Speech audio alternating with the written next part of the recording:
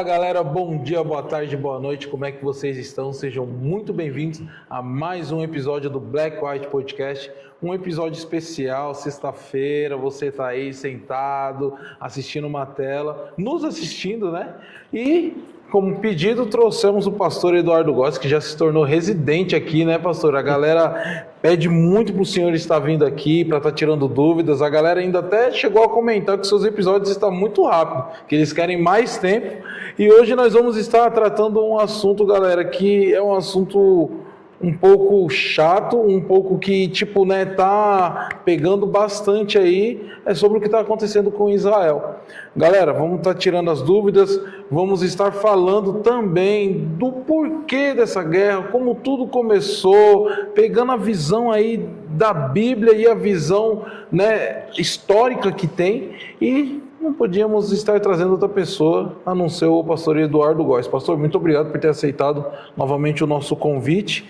E para iniciar, pastor, antes de passar a palavra para o senhor, eu queria estar deixando uma pergunta.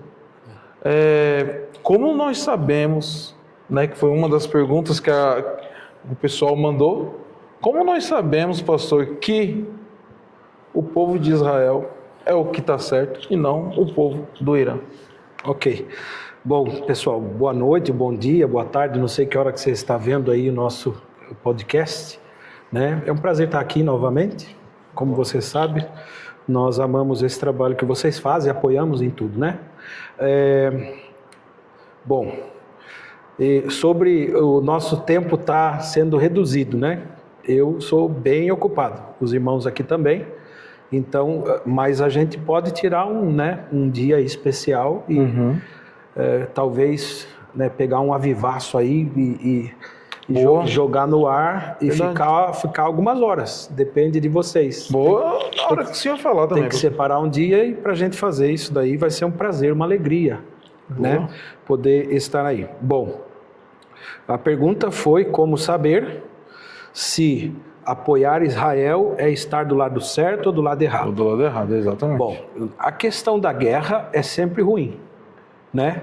Eu acho que numa guerra em que um mata o outro, não tem ninguém que esteja certo, né? Sim. Agora, a questão de Israel é que ela é colocada sempre como quem ataca e não como quem se defende. Então, nós vamos abordar ao longo desse podcast essas questões, né? Sobre Israel, sobre o Irã agora e sobre Palestina e outros assuntos. O que isso tem a ver com o fim dos tempos? Exato. Aonde começou essa guerra? É uma guerra entre irmãos, né? Judeus e árabes são irmãos, ambos filhos de Abraão. Então, existe aí muita coisa para ser falada, né? Eu acho que não vale a pena agora a gente começar a discorrer isso. Eu acho que é melhor pegar desde o princípio. Então, conforme as perguntas forem surgindo, a gente vai tentar provar de uma linha de raciocínio mais lógica sobre essas questões, sobre aquilo que a Bíblia diz, sobre aquilo que o mundo agora está falando e o porquê desse discurso de hoje em dia. É um discurso até antissemita também, né? O porquê que isso está tão forte agora nesse momento, né? Então nós poderemos abordar esse assunto também. Eu quero dizer que eu não sou protetor de Israel, tampouco sou protetor da Palestina, né? Eu protejo a minha casa, a minha família, né? É quem eu posso proteger.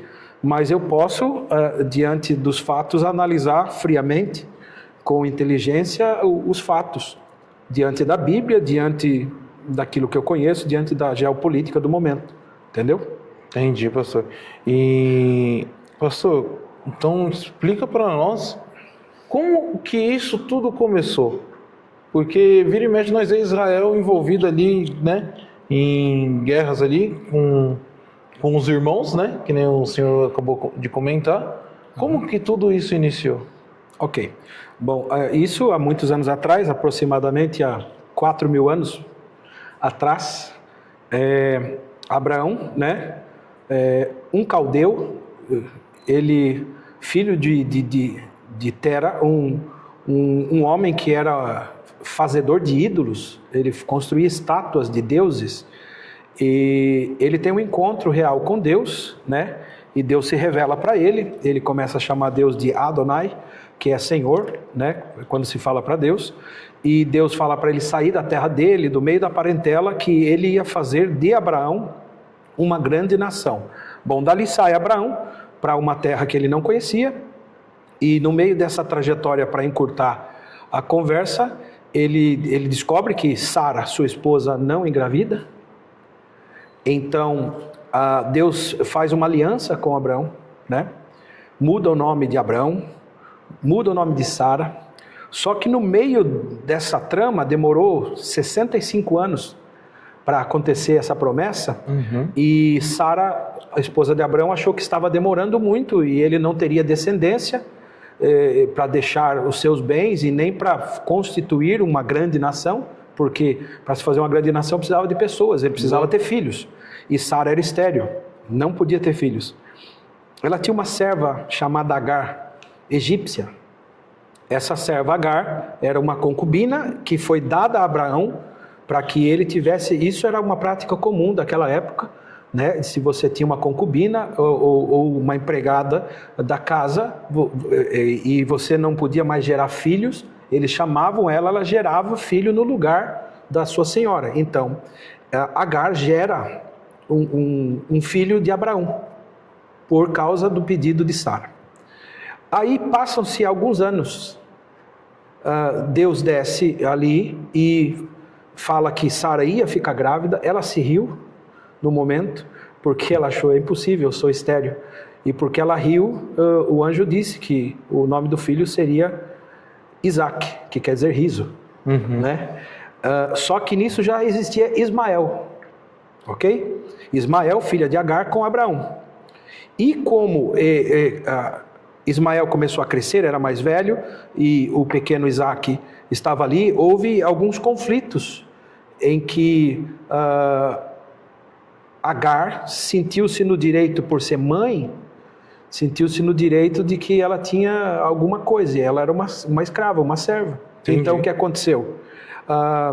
Ela falou para Abraão, ou você manda eles embora, ou não vai dar para continuar isso. E Abraão orou a Deus, porque não queria mandar o filho embora, e Deus falou, pode mandar este seu filho, porque eu farei dele também uma grande nação. Então, ele vai para o deserto, junto com Agar, e vive ali. A Bíblia diz que ele cresce, se torna flecheiro. Este jovem, chamado Ismael, teve 12 filhos, ok?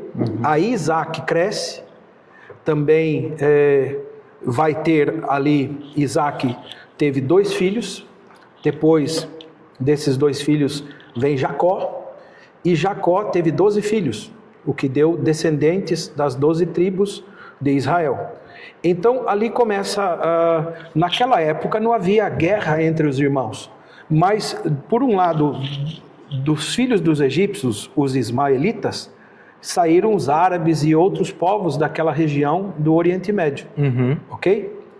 E desse lado daqui, se criou das 12 tribos, filhos de Jacó, criou-se as tribos de Israel. Então, no passado, começou alguma intriga por território, porque era a promessa da descendência de Abraão, que foi feita em Isaac e não em Ismael, porque tinha que ser filho de Sara, a promessa foi feita para Abraão e para Sara. Aquela região da terra de Israel foi dado como herança para as tribos de Israel, certo. Ok? E Jerusalém foi dado como território de Israel. Só que ao longo da história, os reis da terra se levantaram contra Israel. Vários reis se levantavam contra Israel. E na Bíblia a gente vê Deus sempre defendendo Israel, porque Deus guardou Israel por causa de uma promessa, a promessa do Messias. A promessa do Messias não foi feita a nenhum povo, só foi feita a Israel. Como a promessa do Messias foi feita a Israel, para guardar a promessa, Deus protegeu Israel. Mas tem algum motivo do porquê Israel, pastor? Porque Deus escolheu. Tipo, foi porque Deus escolheu. A Bíblia diz que até Deus escolheu Jacó e aborreceu Esaú. Eram filhos gêmeos, do mesmo ventre, nasceram no mesmo dia. E quem nasceu primeiro não foi Jacó, né? Foi Esaú. Jacó vem agarrado no calcanhar de Esaú, diz a Bíblia. Só que Deus escolheu ele para fazer dele aquelas tribos, entendeu? Então foi uma escolha de Deus. E depois que Deus escolheu eles, e eles tomaram aquela região para morar, sempre tiveram problemas. Foram exilados pela Babilônia, pelos Medo-Persa, foram perseguidos por diversas nações, os próprios celtas, vários povos daquela região, você pode ver qualquer parte bíblica, os hititas, amonitas, todos esses itas que a Bíblia fala, todos eles se voltavam contra Israel. Os filisteus tentavam tirar, e todos esses povos que circundavam Israel, alguns deles eram descendentes de Abraão também. Entendeu? Outros povos não, mas alguns eram descendentes de Abraão. E perseguiram. Até tem o livro de Esther, em que um dos generais lá daquela época fez uma lei que era para matar todo judeu. Veja que não foi só Hitler que tentou matar os judeus. Antes já disso, já houve várias tentativas de exterminar os judeus da face da terra. Ok? Quando começa um conflito mais religioso? Quando Maomé traz o Alcorão, e Maomé é da linhagem de Ismael, é ismaelita. Ele é ismaelita. Ele é árabe. E até então não existia o Alcorão? Não. O Alcorão tem pouco mais de 1.400, 1.500 anos. Nossa. Entendeu? E a Torá, né, e o Pentateuco, a Taná, que é o livro que os judeus leem, existe textos de pelo menos 3.000 e tal anos. Entendeu? O livro de Jó mesmo foi escrito muito antes disso. Então, o que Israel produziu, né, produziu porque Deus orientou, foi justamente a história de Israel.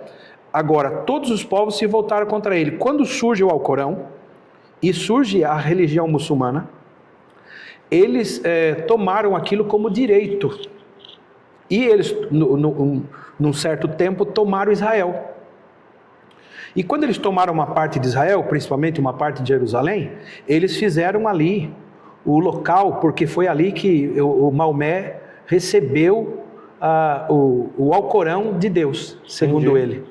Então, como ele recebeu ali, naquela pedra, né, que tem ali no meio daquele templo, eles acham que aquele lugar é santo. Israel quer aquele lugar porque naquele lugar era o templo de Deus. Então agora tem uma guerra, porque na Palestina, né, existe uma parte ali que toma uma parte de Jerusalém, e aquela parte é onde está o Domo de Al-Aqsa, é onde está ali aquela parte do mais importante para os muçulmanos.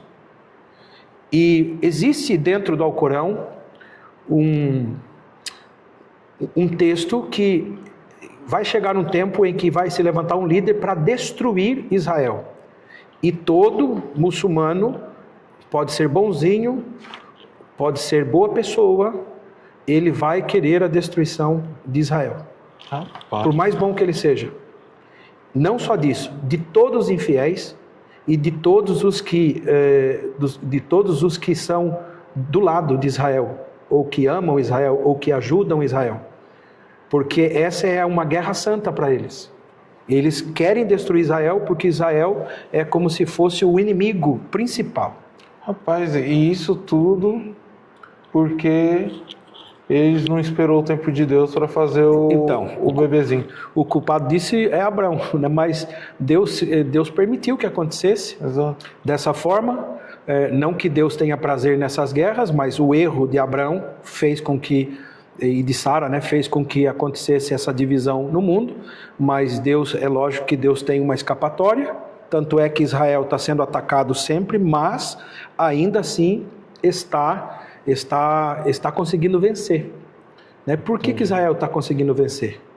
É uma boa pergunta para se fazer. Exato, foi o que eu até estava conversando hoje. Eu falei, cara, para vocês verem, Israel, ele sempre consegue... Tem a proteção de Deus muito grande ali, porque Israel, você nunca vê, cara, ele caindo assim de uma forma, né? Só que existe um texto bíblico que Deus ia permitir que Israel fosse amassado como se amassa a uva. Porque embora Israel seja protegido, a promessa de Israel não vai se morrer, Deus vai permitir coisas acontecerem a Israel, porque Israel não aceitou o Messias. Jesus é o Messias, mas Israel não aceitou o Messias. Então ele vai sofrer para poder entender até o fim quem é o Messias. Esse foi o erro, porque a promessa de Israel foi ser guardado até que viesse o Messias. Entendi. Depois que veio o Messias, no ano 70, Jerusalém e Israel foi destruído, o povo foi disperso, acabou Israel, acabou Jerusalém. Todos os judeus foram dispersos, sumiram pelo mundo, desapareceram. Quando é que eles voltam? Num tratado que foi feito em 1948, que as nações da terra votaram que Israel tinha direito àquela terra. Mas como que eles conseguiram? Os judeus são um povo esperto, povo rico, começou a juntar e comprar propriedades na região da faixa de Gaza, naquela região de Jerusalém. Sim. Compravam propriedades, ninguém sabia que era o dono, eles compravam várias propriedades, compraram quase toda aquela região. Quando foi o dia do tratado, eles falaram, nós temos, a terra é nossa, está no nosso nome, só que nós queremos ser nação.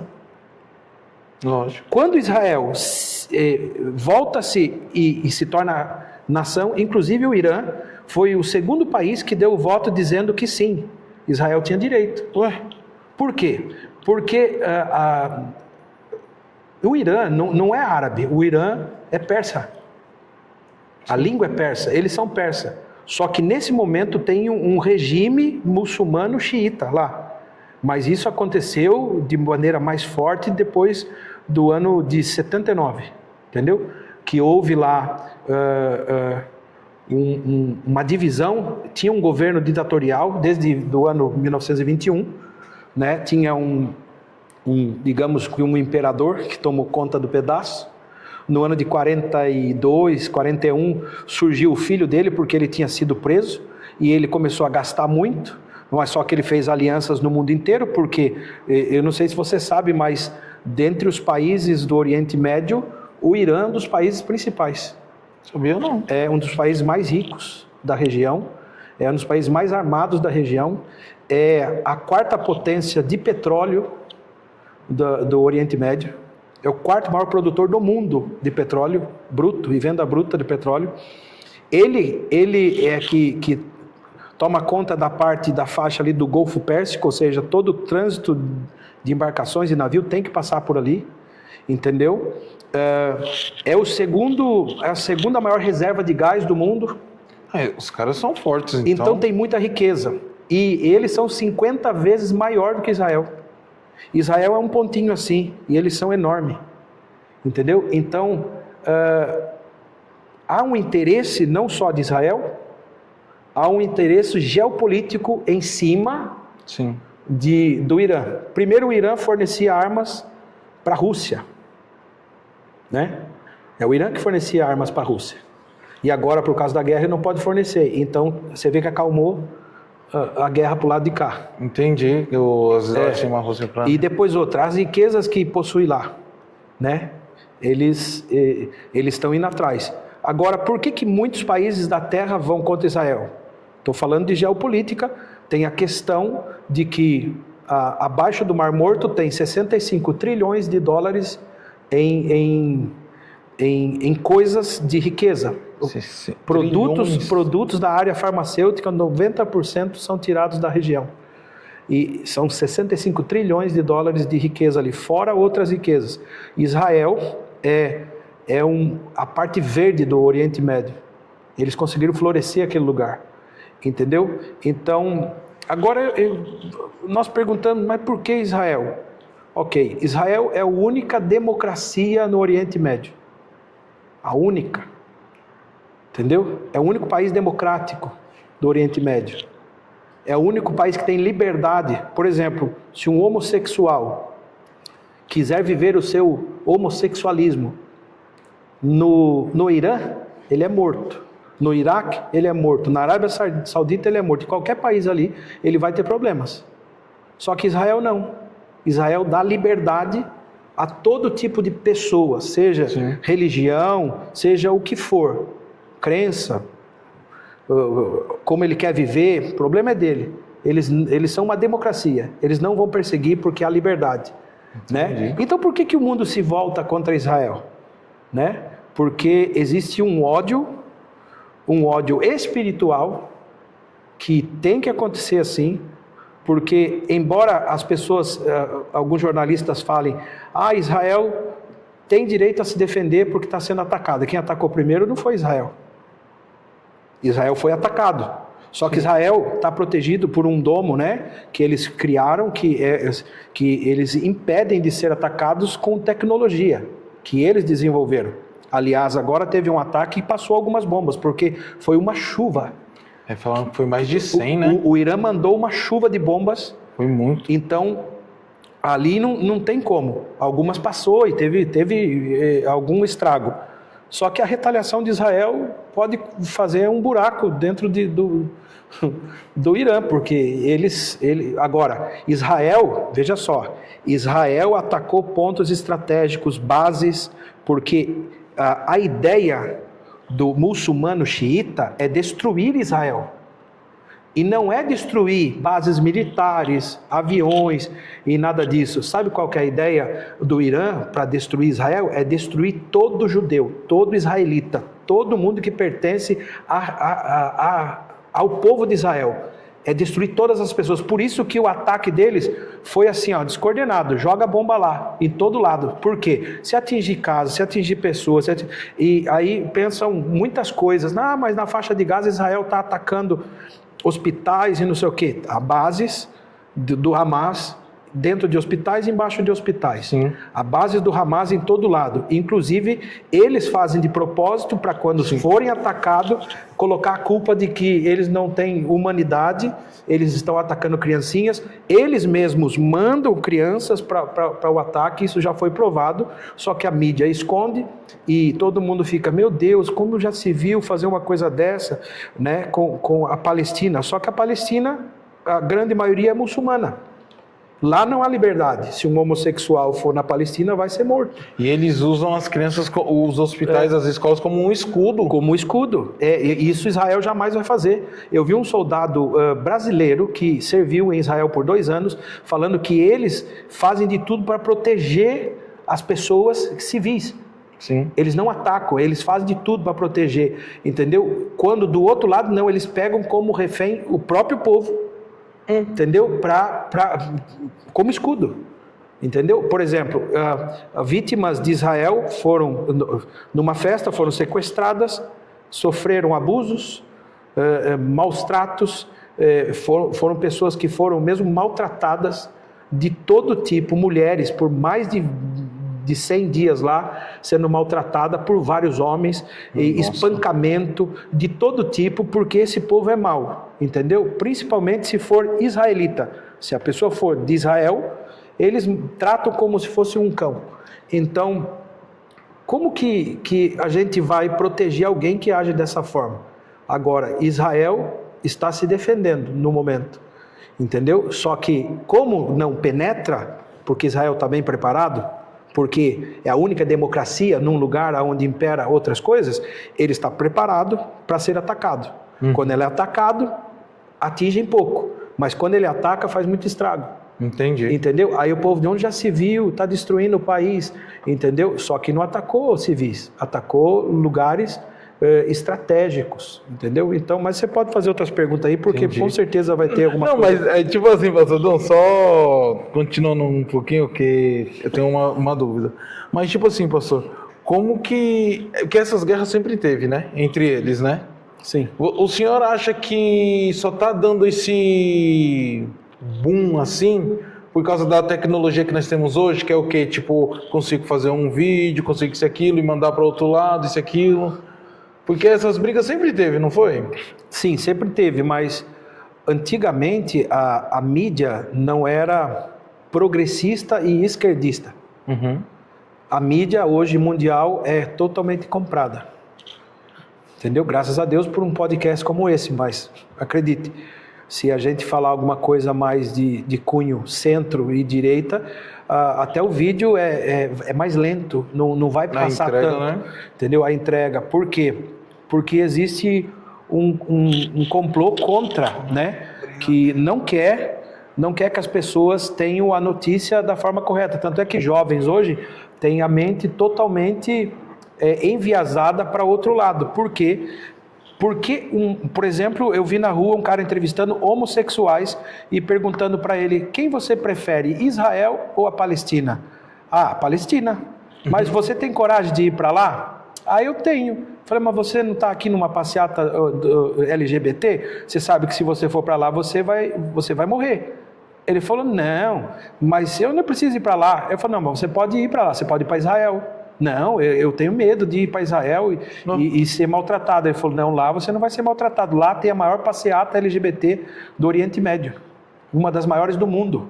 Aí para você ver, aí a pessoa fica comprando a ideia da mídia e se a pessoa abraça mesmo, a pessoa ia... Por exemplo, os feministas, que são da parte também mais progressista da esquerda.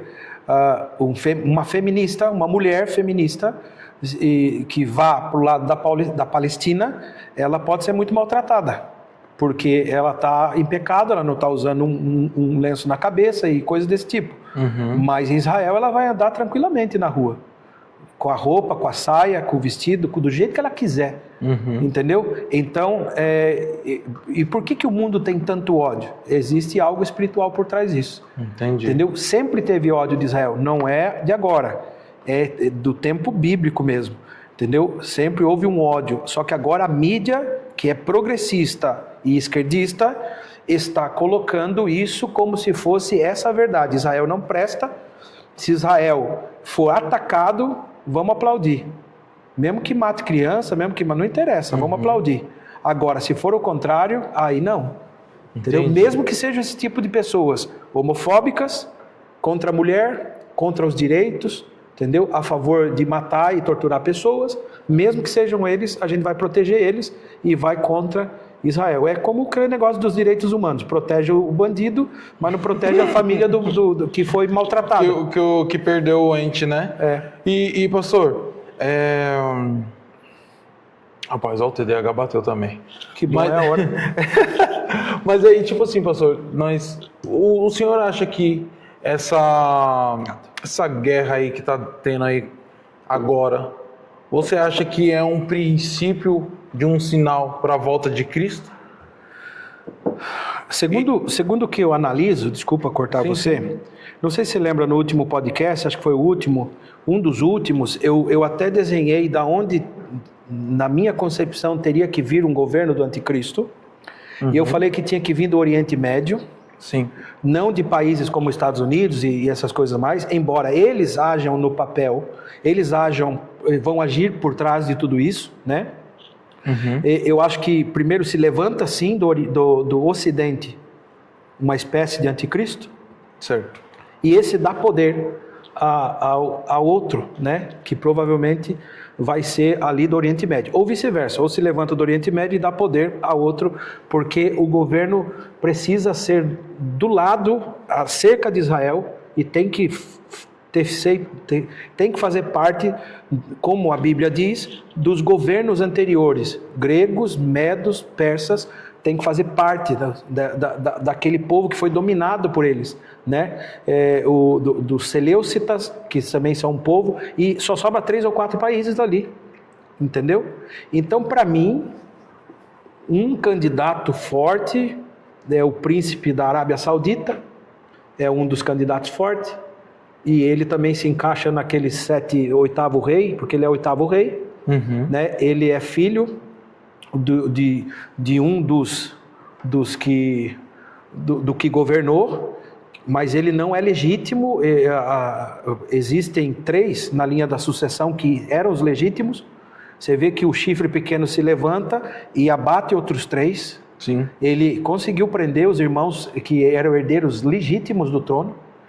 E se tornou agora o príncipe da Arábia Saudita. Nem sei se eu posso ficar falando isso, O cara é poderoso. Sim. E ele governa, ele é o oitavo rei, desde 1931, quando a Arábia Saudita se tornou ali um reinado e que é governado, né, por aqueles sheiks lá.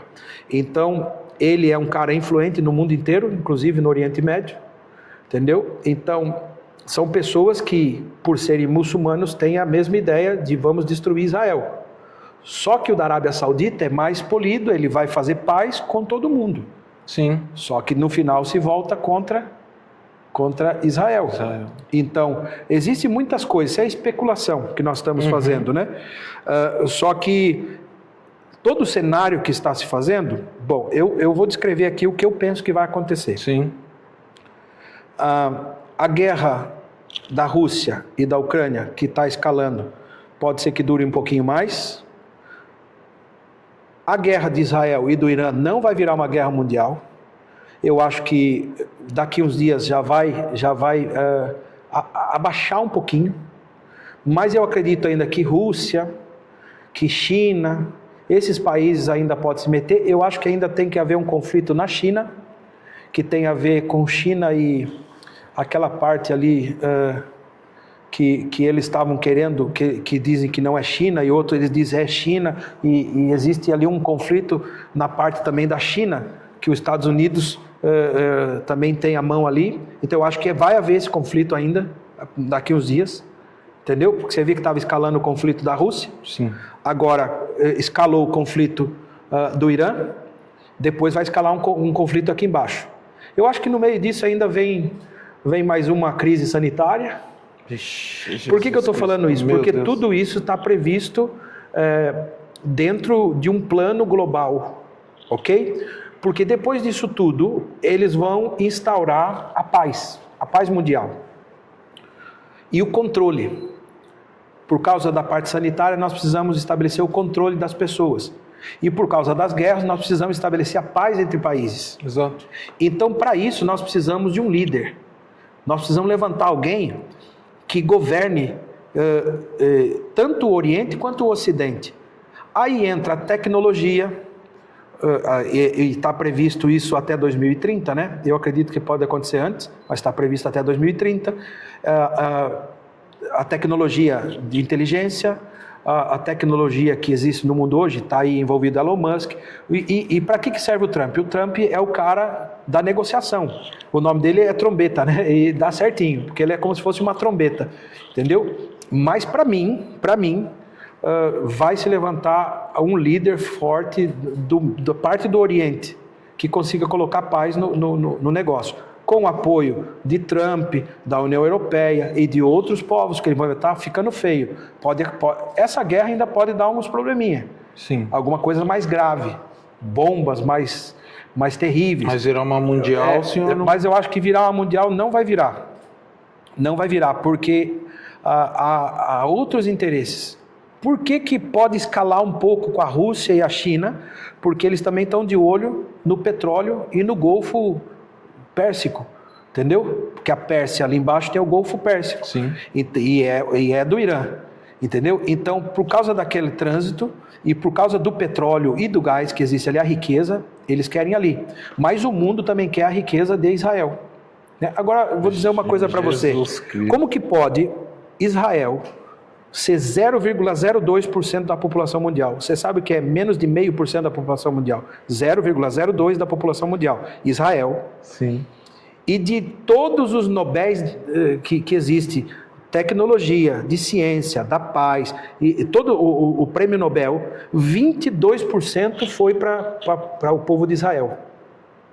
Se não fosse Israel hoje, a maioria das tecnologias, Bluetooth, Wi-Fi, coisas que nós usamos, não existiria. Eles que criaram. Foram eles que criaram. Parte de medicina, curas e para coisas que existem hoje, Israel. Então, Israel é odiado porque se destaca aonde chega. E se destaca porque realmente eles têm uma marca que Deus colocou neles e ninguém pode tirar. Então, aí será que isso não é um pouco de inveja dos outros, não, pastor?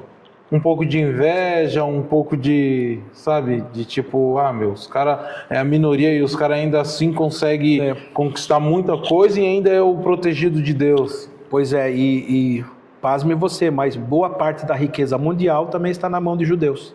É verdade. Então, é assim, se na sua rua todos os vizinhos são ricos e você é pobre, você vai se sentir diminuído. Exato. Agora, se na sua rua todo mundo é pobre, mas você é o único rico, você vai ser invejado por todos. Exatamente. O que acontece é que dos povos todos, Israel, junto, a riqueza de todo judeu no mundo, passa de 70%, eu acho. Porque aí você junta Bilderberg, Rockefeller, todas essas famílias mais ricas do mundo.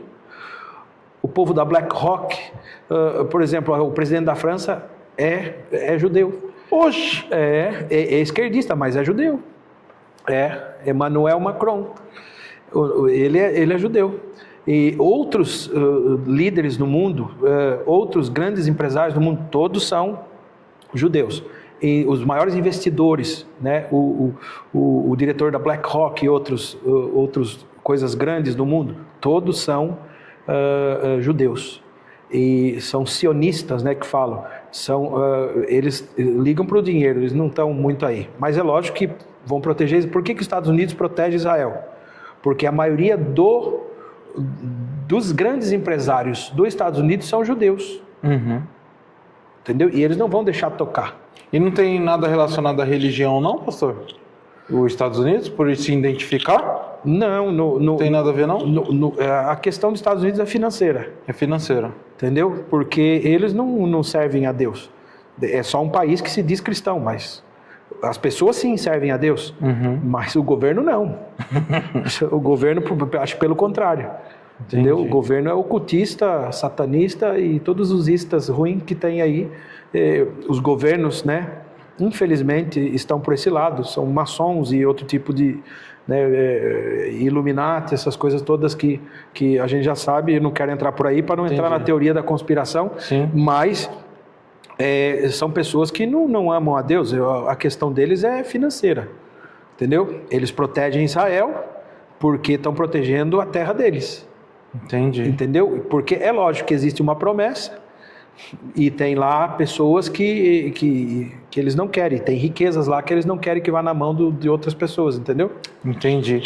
E pastor, nós abrimos uma caixa e uma galera mandou perguntas. Aí nós vamos estar fazendo aquele mesmo esquema lá que nós fez no episódio passado, com as perguntas. Nós falamos o nome da pessoa e a pergunta que a pessoa mandou para o senhor. Vou começar com uma aqui, do Guilherme Salles. Ele perguntou bem assim, pastor, o senhor acha que a mídia cristã manipula a narrativa a favor de Israel sem mostrar as injustiças cometidas contra os civis palestinos? Então, veja a pergunta enviesada, acreditando na mídia tradicional de hoje. Não existe uma pessoa coerente nesse momento que acredite verdadeiramente no que fala a mídia tradicional. O que eu estou dizendo com essas palavras? Que quem perguntou, acho que foi Lucas, né? Guilherme. Não existe esse tipo de questão de que os cristãos protegem Israel. Entendeu? É óbvio que nós olhamos para a Bíblia e a Bíblia diz, orai pela paz em Israel. Só que a paz em Israel não significa paz só para Israel. Significa paz para todo o Oriente Médio. Por que paz para todo o Oriente Médio? Porque todos estão contra Israel. Sabe o que aconteceu? Existe uma coisa chamada Guerra dos 6 Dias. Quem está em casa, procure Guerra dos 6 Dias. O que aconteceu é que quando Israel se tornou Estado, eles tinham pouco poder bélico, tinham 36 caças, era uma coisa muito pequenininha, não tem nada a ver com o que é hoje. E 10 nações árabes da região, muçulmanos, não é árabes, nações à volta de Israel, muçulmanos, se juntaram para atacar Israel. Egito, Arábia Saudita, Irã, Iraque, todos se juntaram ali. Aliás, nessa altura o Irã não estava. Se juntaram, só o Iraque, para atacar Israel e atacaram ao mesmo tempo. Nossa. Eles armaram a casinha, foi tipo né? assim, vocês são agora uma nação, então nós vamos acabar com vocês. A Bíblia diz assim, poderá uma nação nascer num só dia?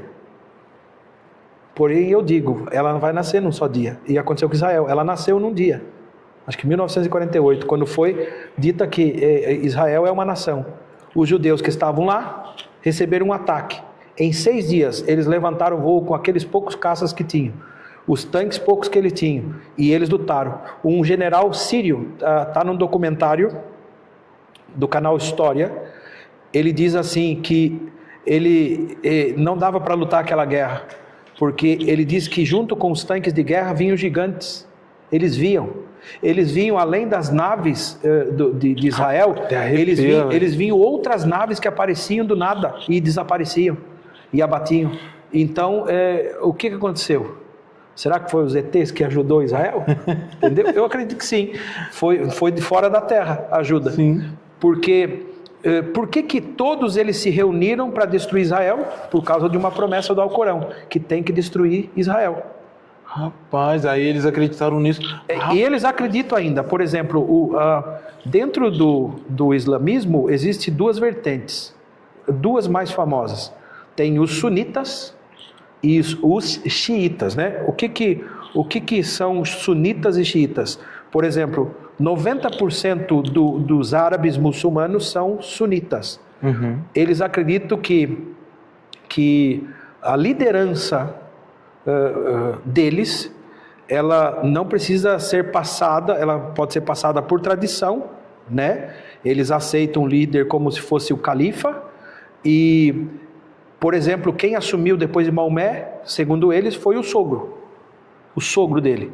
Só que existem os xiitas. O que os xiitas pensam? Os xiitas pensam que a sucessão da liderança do povo muçulmano tem que ser pelo sangue. Ou seja, não pode ser o sogro, tem que ser os filhos, a descendência. Então os xiitas são, sei lá, 10, 12%, enquanto o outro lado tem 90%, sunitas. Né? Então os xiitas são mais radicais. Eles se intitulam os únicos que realmente podem. Eles têm algumas divergências teológicas dele lá, né? É como se fossem 2 congregações diferentes, uma mais pentecostal, outra mais tradicional, entendeu? E essa que é xiita é o Irã. O Irã, a maioria, né, daquele povo é xiita, né? E eles são governados por aquele povo que se chama o Iatolás. São os líderes deles. Então, esse Iatolá que está lá agora, né, que foi tomado por um Iatolá em 79, esse daí é o 2º ou 3º, não sei, que está lá no poder. E quando eles tomaram o país, em 1979, eles eram apoiadores de Israel, porque são persas, não são árabes, mas por serem muçulmanos, eles declararam, no momento que eles instauraram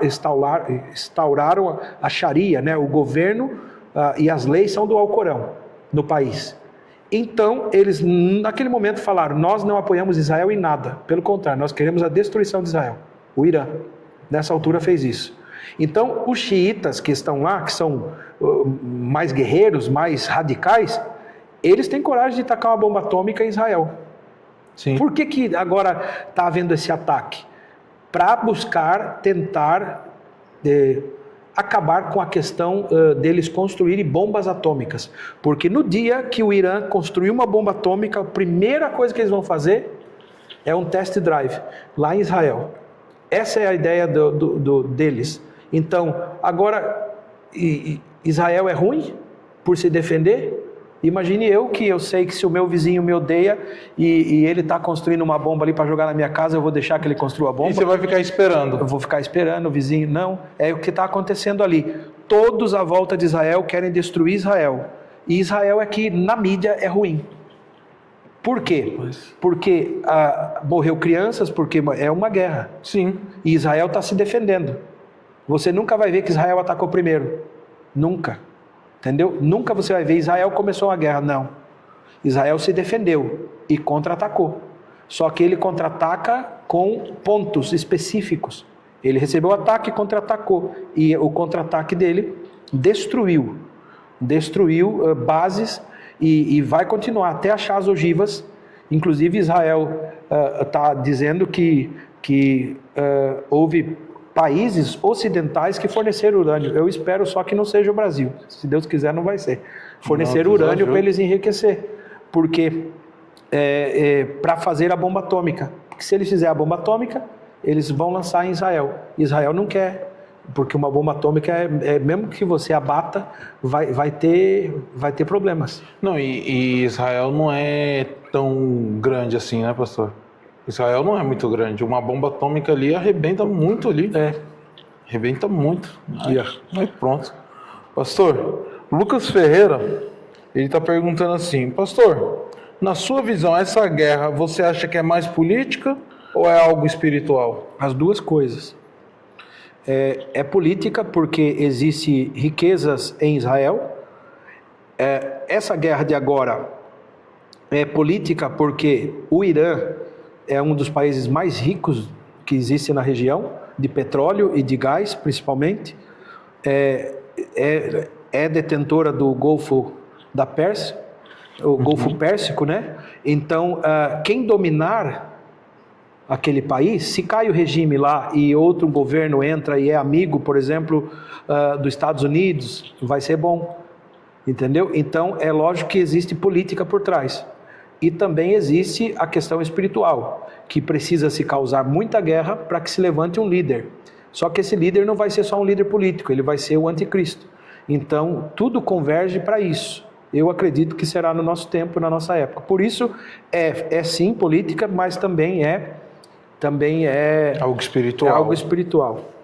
Entendi. Pastor, Patrícia Almeida está perguntando. Rapaz, eu acho que o pastor não gosta. O pessoal não gosta muito de Israel mesmo, não, pastor.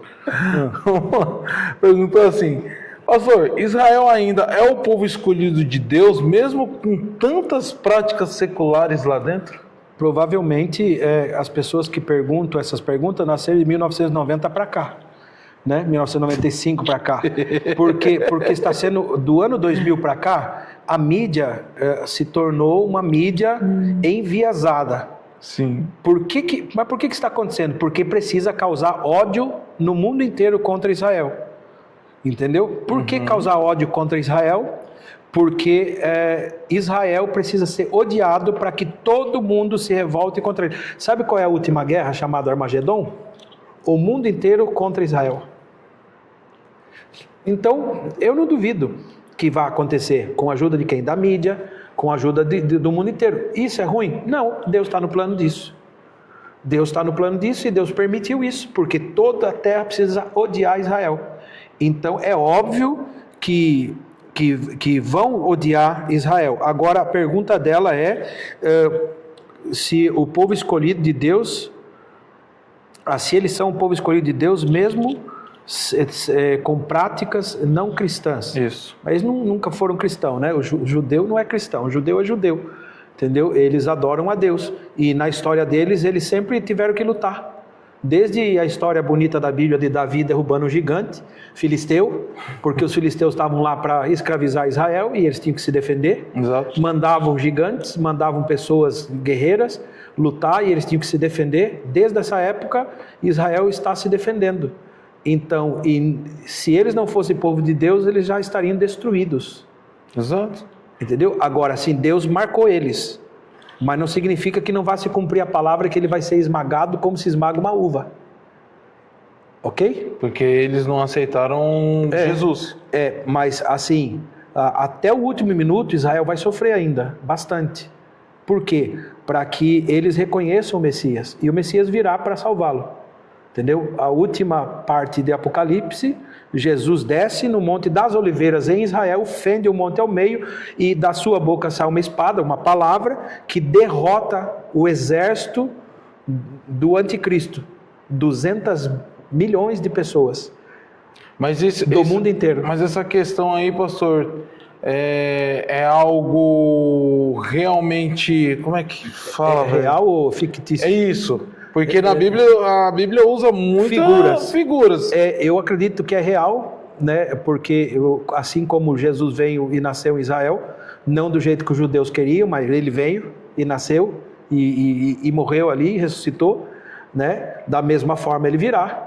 Eu não sei se quando ele descer, se é uma bomba que vem e fende o monte no meio e ele aparece, mas a Bíblia diz que ele vem e a espada que sai da sua boca, isso tem a ver com algum poder que é declarado. Ele declara, tudo morre. Na Bíblia existiu um exército de 185 mil pessoas, acho, que foi destruída por um anjo, por um. Entendeu? Então, esse tipo de coisa Israel estava acostumado, ele passou pelo Mar Vermelho, eles viveram coisas tremendas, e Deus, por exemplo, a guerra agora atual dos 6 dias de 1900 e tal, que aconteceu, Israel venceu em 6 dias, teve uma outra que ele venceu em 1 dia, então guerras que se levantaram ali à volta, que era impossível Israel vencer, eles venceram. Como? Com a ajuda de Deus, não tem explicação. Inclusive o general sírio, no canal de história, fala que eles corriam fugindo de medo do que eles viam. Porque eles viam gigantes, eles viam coisas terríveis e eles tinham que fugir. Então eles falaram, e não tem como tocar Israel. E isso está no canal História, você pode procurar lá, né? A Guerra dos 6 Dias. Eu vou assistir. Então eu acredito que Deus tem algo com eles, porque senão eles já seriam destruídos. Por exemplo, mesmo esse ataque aí do Irã podia ter destruído Israel, porque eles não jogaram bomba em bases militares, jogaram bomba em cima da cidade. Sim. E se cai lá dentro? Tinha matado uma multidão de gente. Muita gente ia ter morrido. Agora, Israel nunca vai lançar uma bomba em si mesmo para dizer que foi o outro. É lógico. Mas do lado dos inimigos já aconteceu. Sério? O Hamas joga bombas neles mesmo. A Síria aconteceu no passado, o próprio ditador jogou uma bomba química lá no meio do povo, dizendo que ele tinha sido de outro lugar, né? Só para colocar a culpa nos outros. Então esse povo age desse jeito, e depois é Israel que é mal. Então nós temos que rever os nossos conceitos, parar de olhar só para a mídia normal e tentar olhar pelos fatos, tentar pesquisar em outros sites, pesquisar a notícia a fundo de pessoas que relatam a história verdadeira sem estar querendo proteger ou denegrir alguém, porque a questão aqui é que os comentaristas falam, Israel tem que se defender, mas eu nunca vi Israel, maltratou Israel, e aí só fala mal, e daí fala que Israel tem que se defender, mas depois fala que Israel não devia atacar, que Israel não sei o quê. Então, né, temos que ser coerentes também. Entendi. Rapaz. Pastor, Samuel Oliveira perguntou assim, pastor, a igreja brasileira, o senhor acha que ela está preparada espiritualmente para entender esses conflitos, ou eles só ficam repetindo falas de pastores americanos? Está falando do Brasil, né? Bom, a mentalidade brasileira é muito americana, né? Uhum. Nós somos América também, América do Sul, mas somos América, né? Então a nossa mentalidade é americana, entendeu? Diferente daqui da Europa, que as pessoas veem a coisa de uma mentalidade mais europeia. É óbvio que as pessoas vão repetir muitas vezes o que falam nos Estados Unidos, mas eu acho que nessas questões aí, nós vamos para a Bíblia, e a Bíblia manda a gente ficar do lado de Israel, não manda adorar Israel, não manda idolatrar Israel, mas diz que é para a gente amar Israel e ser amigo e orar por Israel. E se a Bíblia fala para eu fazer, eu vou fazer, mesmo que eu sei que Israel às vezes é uma pedra no sapato, que Israel se porta mal, que Israel se desviou da presença de Deus, mas Israel, a Bíblia manda orar por ela, manda amar ela, então nós não temos outro caminho, entendeu? Nós temos que fazer o que a Bíblia manda, embora muitas vezes seja contraditório, porque eu também não apoio que Israel faça nada de mal, né? Mas também defendo que Israel deve se proteger, porque se fosse na minha casa eu me protegeria, não deixaria fazer mal à minha família. Eu acho que Israel também tem que se proteger, não deixar fazer mal à sua família. Então ele diz aqui que esses conflitos, né, é como se a mentalidade do brasileiro só repetisse o que os pastores americanos falam. Pode ser que sim ou pode ser que não, entendeu? Mas uma coisa é certa, a mídia, tanto a mídia brasileira, quanto a mídia americana, quanto a mídia europeia, todos falam contra Israel. E se eles falam contra Israel, né, eu acho que o mundo está repetindo a mesma fala. Em Portugal, fala igualzinho nos Estados Unidos. A CNN de Portugal fala igual a CNN dos Estados Unidos, fala igual a CNN do Brasil. Tudo contra Israel, entendeu? Porque existe um desejo de causar ódio contra Israel. E eu já digo mais uma vez, tem que ser assim, porque senão não dá para fazer o mundo inteiro lutar contra Israel. Entendi. Pastor, mas eu creio que eu já devo ter perguntado para o senhor em algum episódio isso, né? Mas para o pessoal que está chegando, mas antes de fazer essa pergunta para o pastor, pessoal, não se esqueça de se inscrever em nosso canal, deixar aquele like e compartilhar com o seu amigo, com o seu parente, né? Que esse assunto aí, cara, você vai aprender muito e o seu amigo também. E, pastor, nós estamos falando da Bíblia, que a Bíblia, ela foi em Israel que ela foi feita, Sim. né? Então, lógico que lá vai estar escrito que nós tem que ficar do lado de Israel. Porque se nós pegar o outro livro lá que o pessoal do... O Alcorão, eles vão falar que tem que defender o pessoal deles. Lógico. Aí para o pessoal que está chegando agora, pastor, explica aí resumidamente, como é que o senhor sabe que essa daqui é o certo e essa daqui não? Da questão do Alcorão e do... Isso é uma questão de fé, entendeu? Com certeza o muçulmano vai dizer que ele está certo. Exato. Entendeu? Mas Maomé não ressuscitou. O budista vai dizer que Buda está certo, mas Buda também não ressuscitou. Mas como é que você tem certeza que Jesus ressuscitou? Eu ia te perguntar isso agora. Eu li somente. Ele foi visto por mais de 500 pessoas. Entendeu? Ele foi visto em vários episódios, em vários lugares. Não é relatado só na Bíblia. É relatado em livros históricos, de historiadores da época.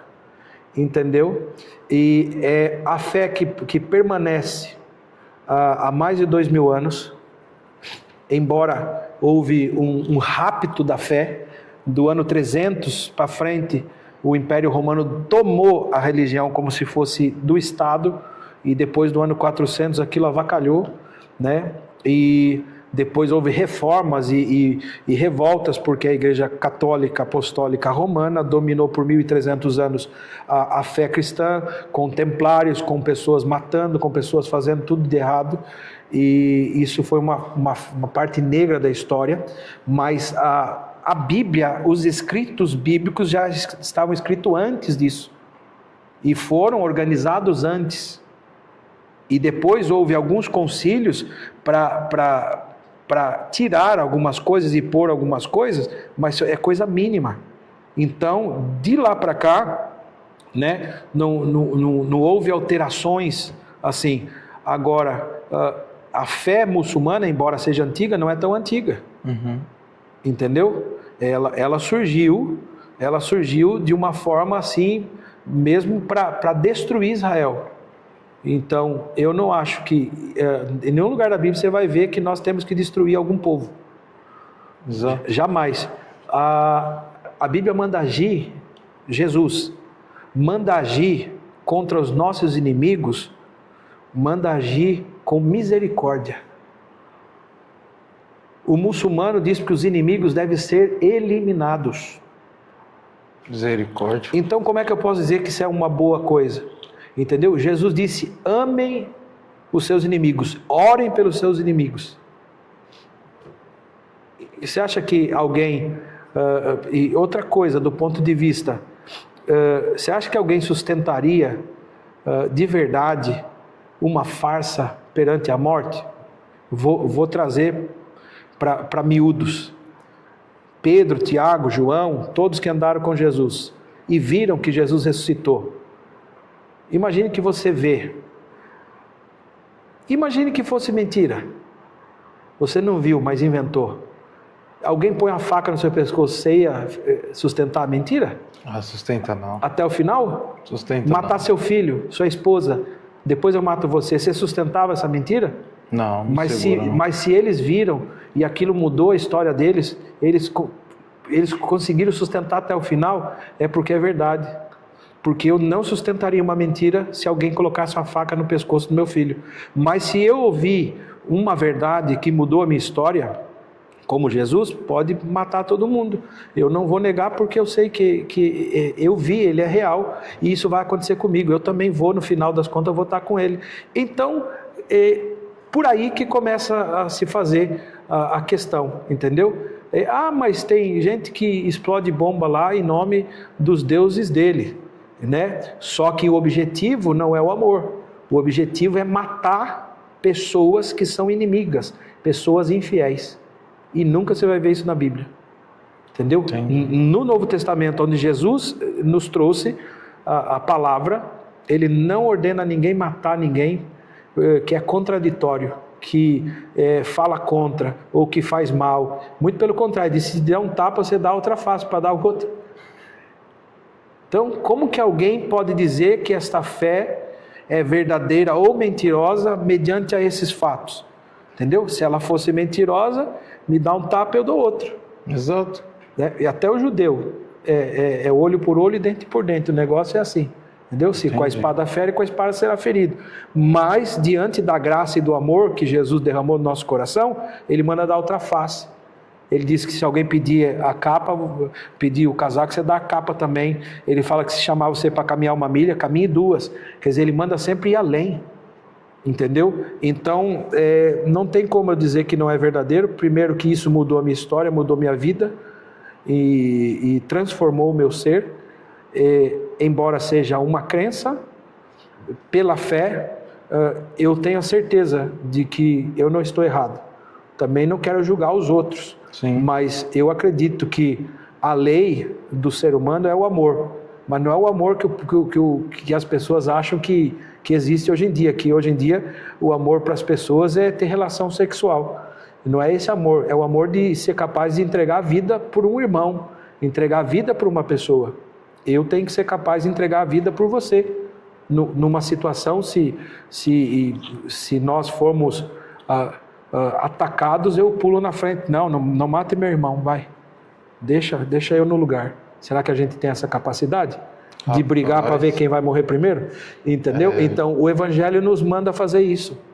Entendeu? A Bíblia diz que aquele que é capaz de dar vida pelo seu irmão, esse tem amor. Então, esse é o amor que falta hoje no mundo. E só o Evangelho de Jesus prega isso. As outras religiões não querem saber disso, não. Você entendeu? Por dentro. Agora, se alguém provar que Buda ressuscitou, Siddhartha Gautama ressuscitou, que Maomé ressuscitou, aí eu vou falar: não, rapaz, então tem outro aí. Entendeu? Só até hoje comprovado pela história, só Jesus. Entendeu? E algumas pessoas e milhares morreram por causa disso. Os que viram morreram por causa disso. Se fosse uma mentira, eles não teriam dado a vida. Exato. Então é muito simples, né? Exato. Pastor, Jéssica Ramos, ela está perguntando assim: pastor, existe espaço na fé cristã para defender o povo palestino sem ser considerado contra Deus? Lógico que existe. Os palestinos são seres humanos. Eu acabei de falar sobre o amor, e todo cidadão da terra deve ser protegido, independente de sua crença, religião, sua ideologia, deve ser protegido e amado. Nós, cristãos, nunca vamos ser a favor da morte de ninguém. Não pode, senão não é um cristão. Nós somos a favor da vida. Entendeu? Nós somos a favor da vida. Então é óbvio que nós devemos orar pelos palestinos, porque embora exista ali uma célula terrorista maltratando, né? Porque a ideia é que Israel está maltratando. Não, mas quem é terrorista e está ali, já diz o nome, que eles são terroristas. E agora nós protegemos terroristas, por causa dos terroristas as pessoas estão morrendo. Só que nem os terroristas nós devemos ter ódio e ter problema. Nós devemos orar por eles e pedir para que o Senhor trabalhe no coração deles e converta eles para que eles possam receber de Deus o perdão e a misericórdia. Agora, todos os palestinos, inocentes ou não inocentes, nós devemos orar por eles, não tem outro caminho. E devemos abençoar e orar para que haja paz. Esse é o nosso trabalho até o fim, entendeu? Nós não somos o povo que mata em nome de Deus, não. O cristão não mata em nome de Deus. Já matou no passado, que foi o caso que eu falei aqui dos templários e outras classes da igreja cristã do passado. Mas o cristão verdadeiro não mata em nome de Deus, ele dá a vida em nome de Jesus. É bem diferente. Entendi, pastor. E pastor, nós estamos caminhando para o final, mas antes de finalizar, eu queria deixar mais uma pergunta aqui para o senhor, do Felipe Andrade. Ele está perguntando assim: pastor, muitos cristãos defendem Israel incondicionalmente. Na sua opinião, isso daí realmente é uma fé ou uma idolatria disfarçada? Tem duas coisas aí. Tem fé, porque a Bíblia manda defender Israel, a Bíblia manda amar Israel, orar por Israel. Ok? É a Bíblia que fala isso. Como você disse, é um livro que foi escrito por judeus, é óbvio que vai mandar proteger, mas existe ali palavras proféticas que é para orar por Israel e por abençoar Israel. Agora, também existem cristãos que têm idolatria com Israel. Eu já vi pessoas, por exemplo, que vestem vestes judaicas, talit, entendeu? Coisas de Israel, como se aquilo fosse um amuleto, como se ser cristão é aquilo. E Paulo até condenou Pedro, que era judeu, e Paulo também era judeu. Ele disse que nós não devemos ser desse tipo, entendeu? Judeus. E Paulo até fala uma coisa muito interessante. Se eu não estou enganado, está em Gálatas. Gálatas 5 vai falar acerca, acho que é Gálatas 5, se não me falha a memória, já é tarde, né? Que Paulo falou que se aqueles que voltam para a lei, sendo de Cristo, caíram da lei, caíram da graça, estão distantes de Cristo, né? E ele diz assim que até aqueles que se circuncidam, circuncisão é cortar a pele da glande do pênis, que os judeus fazem isso. E as pessoas se convertiam e eles estavam fazendo isso com os novos convertidos. E Paulo disse assim, que quando forem fazer essa prática, quem dera que se mutilasse. Veja só como é que Paulo estava revoltado com essa situação. Porque agora vocês são de Cristo, vocês não estão mais debaixo desta lei. Ele chama que a lei é a lei do pecado e da morte. Porque se você pecar, você morre. Porém, o Espírito é o Espírito que dá vida. Então, nós não caminhamos debaixo da lei. Que leis são essas? 614 leis lá, criadas por Moisés. Não estou falando dos 10 mandamentos de Deus.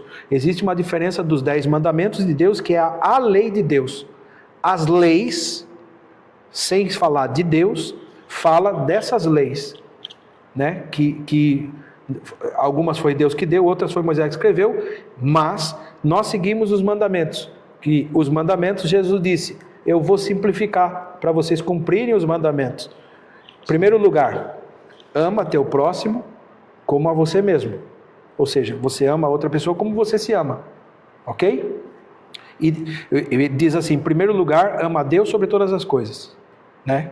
Sim. E em segundo lugar, ama teu próximo como a ti mesmo. Se você fizer isso, você cumpriu toda a lei. E tudo que os profetas falou, você cumpriu.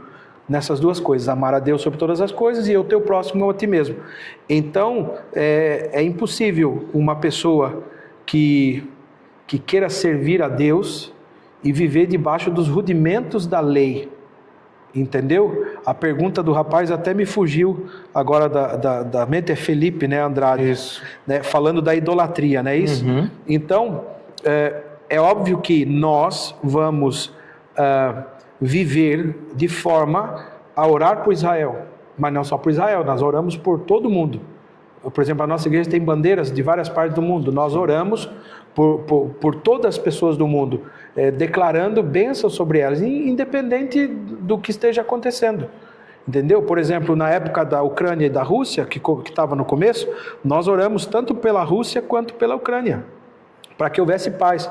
E, embora a gente às vezes tome partido de um lado do outro, mas isso pouco importa, entendeu? São pessoas, entendeu? São pessoas que precisam do amor de Deus. Então, a nossa vontade aqui é que as pessoas entendam que o cristão verdadeiro vai sempre proteger Israel.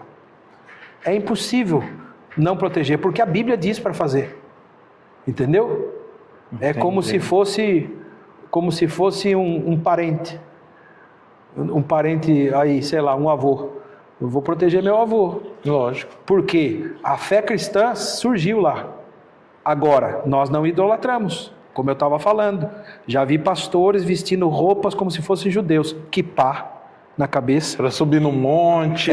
Talit, menorá, aquela estrela sionista, que é uma estrela de magia na realidade. Entendeu? E eles usam sem saber o que é. Entendeu? Eu, por exemplo, tenho até um negocinho para guardar os 10 mandamentos e colocar na porta. Eu nunca coloquei. Sim. Entendeu? Eu não ia falar, mas eu também sou descendente de judeu. Rapaz. Mas eu não vou colocar na minha porta, porque eu não vivo aquilo. Eu não vivo debaixo dos 10 mandamentos. Eu vou colocar os 10 mandamentos dentro do negocinho e colocar na minha porta. Todo dia que eu for entrar, Baruch atah Adonai Valejo, eu vou citar ali uma bênção, né, em hebraico. Não. Eu sou de Cristo. Eu não vivo debaixo das leis judaicas, das leis do povo de Israel, que foram feitas para ele. Eu vivo em Cristo, e em Cristo eu sou livre. Aliás, até essa coisa de trazer um evangelho muito judaico, muito judaizante, é um problema. Porque você caiu você se torna um judeu. Aí eu tenho que ir para Israel, eu tenho que pagar as penitências, entendeu? Vixe. Até o dízimo que nós falamos que damos, nós cristãos, nós não damos como lei, né? Nós damos como primícia. Nós devolvemos a Deus porque nós acreditamos que a bênção vem de Deus. Então nós dizemos que damos o dízimo, mas não como uma lei, como uma regra. Se eu não der, eu vou para o inferno? Não vai. Não vai, porque isso tem que partir do coração doador daquele que recebe. Então, toda essa ideia de hoje em dia, de ter uma idolatria por Israel, eu sei que existe uma parte da igreja que tem, mas é falta de conhecimento. Porque muitos pastores acham bonito fazer aquilo, eles fazem uma caixa com 2 anjos assim, como se fosse a Arca da Aliança. Agora Deus vai habitar ali dentro de novo? De uma caixinha? Rapaz, o pastor está lendo minha mente, velho. Eu ia perguntar isso agora, velho. Eu ia falar agora. É ridículo. Entendeu? Fazem as festas da menorá, acende ali os candelabros Festa dos tabernáculos. Entendeu? Agora, existem algumas festas cristãs que nós comemoramos, que Israel fazia. Por exemplo, a Páscoa. Que a Páscoa fala da libertação do povo de Israel, do Egito. Mas também a Páscoa fala do libertador chamado Jesus. Sim. E Jesus é a nossa Páscoa. Ele é o sangue que está sobre nós, por isso nós comemoramos a Páscoa. Não a Páscoa judaica, a Páscoa cristã. Onde Jesus é o Cordeiro de Deus que tira o pecado do mundo, e não aquele cordeiro que foi morto no Egito lá para salvar o povo de lá, ok? Por exemplo, nós comemoramos o Pentecostes. O Pentecostes é 50 dias depois da Páscoa. Por quê? Porque no dia de Pentecostes o Espírito Santo veio sobre o povo que estava reunido e inaugurou a descida do Espírito Santo sobre o povo de Deus. Não só sobre judeus, porque estavam ali muitos povos, alguns se converteram, foram batizados, também receberam. Ô pastor, mas esses 50 dias aí o povo... Não sei se eu estou usando a palavra certa, mas tipo assim... Jesus estava aqui, aí Jesus subiu, aí ficou 50 dias sem, tipo, ninguém aqui assim, Deus, Espírito Santo, Jesus, ninguém? Não, ficou. Jesus estava ali. O Jesus ficou os 50 dias? Eu tenho que explicar isso, eu vou explicar de uma maneira rápida, sim. Tá bom? No Antigo Testamento, quando uma pessoa, um sacerdote, o sumo sacerdote ia entregar o sacrifício do cordeiro, ele primeiro ia na colheita, pegava o primeiro maço da colheita, é o primeiro maço da colheita, pegava o sangue do cordeiro e levava diante de Deus. Quando ele colocava aquele sacrifício, a primeira colheita e o sangue do cordeiro, o fogo de Deus descia, consumia aquela oferta, e o Espírito de Deus vinha sobre o povo de Israel, e todos eram cheios do Espírito. A Bíblia diz que alguns até profetizavam, e falaram para Moisés, estão profetizando ali. Ele falou, quem dera todos fossem profetas, porque o Espírito de Deus vinha sobre eles, como um sinal de que eles estavam perdoados. Só que aquele sacrifício tinha que ser feito várias vezes, e a vida toda. Ok? Sim. Aí, quando Jesus chega, João Batista olha para ele e fala, eis aí o Cordeiro de Deus, que tira o pecado do mundo. Ou seja, Jesus era marcado para ser o Cordeiro. Mas a Bíblia também diz que ele é o sumo sacerdote pelas nossas almas. Sim. Então, quando o sacerdote no Antigo Testamento estava pronto para fazer o sacrifício, com tudo pronto, ninguém podia tocar nele. Quando ele estava com aquela roupa para fazer, ninguém podia tocar nele, porque se tocasse se tornava impuro. E Deus não receberia o sacrifício. Aí ele tinha que dele. refazer todo o processo. Exato. Então, era uma coisa muito séria. Aí, olhe para a Bíblia, agora para o Novo Testamento. Jesus é o Cordeiro de Deus, o sangue desce na cruz, ele é sepultado e ressuscita. Quando ele chega, no terceiro dia, Maria Madalena vai ao túmulo. E quando ela chega, ela vê a pedra removida. Cadê o mestre? Onde está o mestre? Aquela coisa toda. Aí ela vê um homem que ela pensa é o jardineiro. Aonde colocaram o corpo do meu mestre? E ele fala, Maria. Ela reconhece a voz e fala, Rabone, mestre. Quando ela fala mestre, ela vai tocar nele. Ele fala, não toque em mim, porque eu ainda não subi para o Pai. Ele tinha acabado de ressuscitar. Aonde Jesus estava há 3 dias? Onde? Enquanto estava morto. A Bíblia diz que ele desceu às partes mais baixas, pregou aos que estavam cativos. Tomou a chave da morte e do inferno. Porque antes o Hades e o lugar de descanso, o paraíso, eram embaixo, dividido por um abismo. Veja a parábola do rico e do Lázaro. Um foi para o seio de Abraão, outro foi para o Hades. Era um perto do outro, assim. Só tinha um abismo que dividia os dois lugares. Um lado era terrível, ruim, de tormento, o outro era de descanso. Aí eu dizia, molha a minha língua para que eu estou em tormento, tal, aquela coisa toda, né? Então, ficava no mesmo espaço. O que Jesus faz? Quando Jesus está ali, eu estou parafraseando o texto, dando uma ideia do que aconteceu. Sim. Né? A falar, o pastor falando heresia. Analisa lá e pensa um pouco. A Bíblia diz que Jesus toma a chave da morte e do inferno, entendeu? Sim. Das mãos da morte e do inferno. Sim. Ele prega aos que estavam cativos. O pessoal onde o rico estava, vamos dizer. Ele pregou a todos. Todo mundo. Ele pregou a todos. Poxa, então esse povo teve uma segunda chance? E todo mundo terá uma chance de salvação. Não tenha dúvida disso. Deus nunca vai permitir que alguém não tenha chance de salvação. Sempre haverá. Mas então a galera tudo aceitou, porque a galera já estava no veneno. Queimando, aí do nada não, mas tipo assim, aí Jesus aparece, né? A Bíblia diz que ele pregou os que estavam cativos e levou do cativo o cativeiro e tomou para si. Ou seja, ele pregou lá, não sei se todos se converteram, porque lá estavam pessoas que nunca ouviram falar do Messias, pessoas más, pode ser que creram, pode ser que não sabemos. Eu sei que essa foi a primeira colheita, agora Jesus tem a primeira colheita. O sangue do Cordeiro era o próprio sangue dele. Agora, espiritualmente, Jesus está com a primeira colheita da pregação e o sangue do Cordeiro, o próprio sangue. Por isso ele diz para Maria, não toque em mim, porque eu ainda não subi para o meu Pai. Ok? Ok. Quando Jesus sobe para o Pai, porque aí eu acho que ele subiu, porque logo a seguir você vai ver Tomé, que não acreditava, Jesus falando, toca aqui.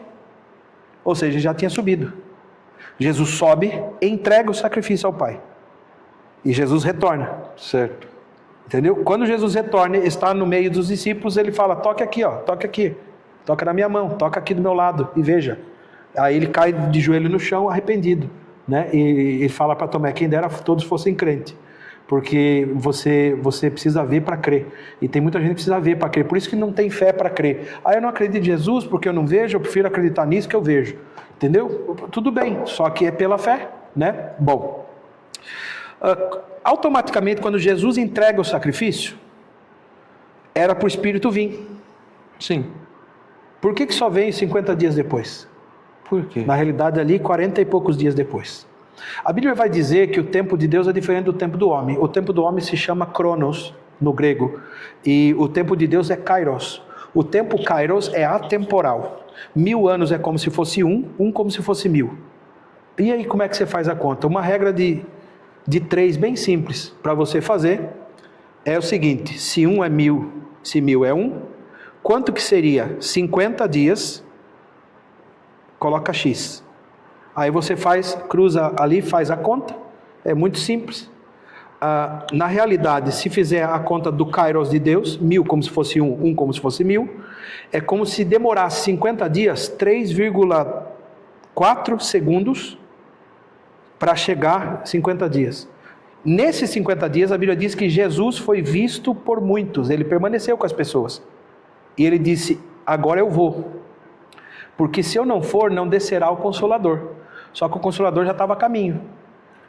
Entendeu? Só que entre um mundo e o outro, digamos que demorou 3 segundos, no tempo de Deus. No tempo nosso, demorou 50 dias, mas no tempo de Deus, foi assim.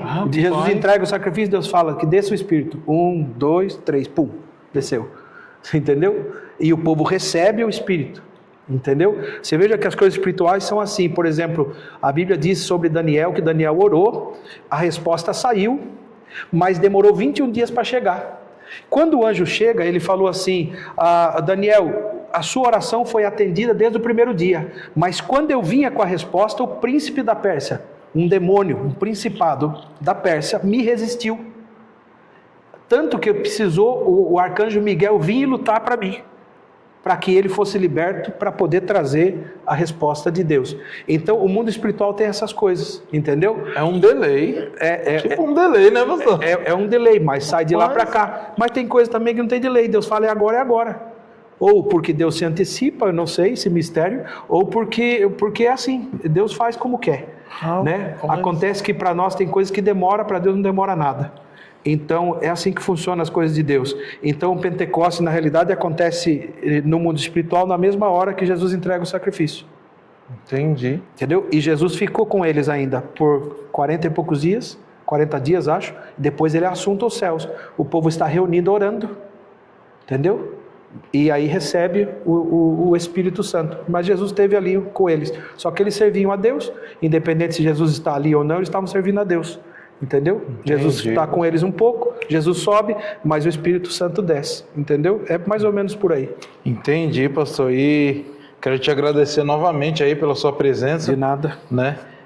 Como vocês todos sabem, todo o terceiro episódio do mês, o pastor Eduardo vai estar vindo aqui para nós estar tirando umas perguntas e respostas, trazendo um assunto. Teve esse episódio de hoje, sexta-feira, por quê? Porque o assunto está muito em alta, muitas dúvidas, né? E nós somos, pastor, vamos lá perguntar coisa mais cabeluda, né?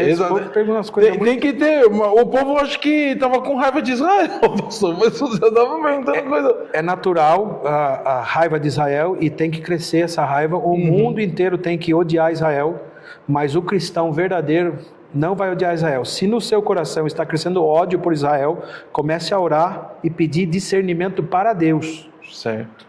Porque não é porque todo mundo odeia Israel que Israel está errado. Mesmo que Israel esteja errado, Deus mandou amar Israel e orar por Israel. E agora? Entendeu? Você não consegue odiar quem você ora por ele. Se você odeia Israel, significa que você não está orando por Israel. Porque você não consegue odiar quem você ora. Você já parou para pensar nisso? Não, eu nunca tinha parado para pensar nisso. Se você tem algum problema com alguém, comece a orar por aquela pessoa. Você vai acabar com os problemas. Entendeu? Porque ninguém consegue odiar quem você ora. Eu já vi casamentos serem consertados quando o marido ou a esposa teve um problema e a gente diz: faça o seguinte, tire esta semana para jejuar e orar por essa pessoa, pelo seu marido, e abençoar a vida dele. A pessoa começa, uma semana depois o problema está resolvido. Eu orei, ele melhorou. Não é ele que melhorou, eu melhorei também. Porque eu parei de pensar daquela forma, porque eu orei por aquela pessoa. Então, se algum cristão odeia Israel, é porque não está orando por Israel e não está cumprindo a palavra. A palavra manda orar por Israel e abençoar Israel e pedir pela paz em Israel. Então, eu acho que esse é o caminho. Entendeu? Assim nós não vamos odiar Israel, nem odiar ninguém, porque a gente pode orar também pelos palestinos, pode orar pelos muçulmanos, pode orar pelos árabes, pode orar pelos portugueses, pelos brasileiros, podemos orar por todo mundo, até pelo Lula dá para orar, né? E talvez você não vai, misericórdia, talvez você não vai ter tanto ódio aí no coração. Nós devemos orar em todas as áreas para que o Senhor entre com providência. A oração do crente é poderosa em seus efeitos, diz a Bíblia. É verdade, tá vendo, né, mãe? Ora pelo seu presidente. Ora pelo seu presidente. Minha mãe ama ele. Ela vai ficar nervosa. Mas é isso, gente. Muito obrigado por ter ficado até aqui com a gente. Não se esqueça de se inscrever em nosso canal, deixar o like, compartilhar este episódio que trouxe tantas informações que creio que sanou as suas dúvidas e vai sanar dos seus amigos também. Pastor, muito obrigado. Mês que vem o pastor Eduardo Góes vai estar voltando aí novamente com outras perguntas, outras dúvidas. Mande suas perguntas, pode mandar por direct lá, que o Abimael vai estar lá, só anotando, vai estar lá firme e forte lá, gente. Tamo junto e, pessoal, não se esqueça que o sol é para todos, mas a sombra é somente para aquele que tem coragem de se levantar e fazer acontecer. Tamo junto e até a próxima, pessoal. Tchau, tchau.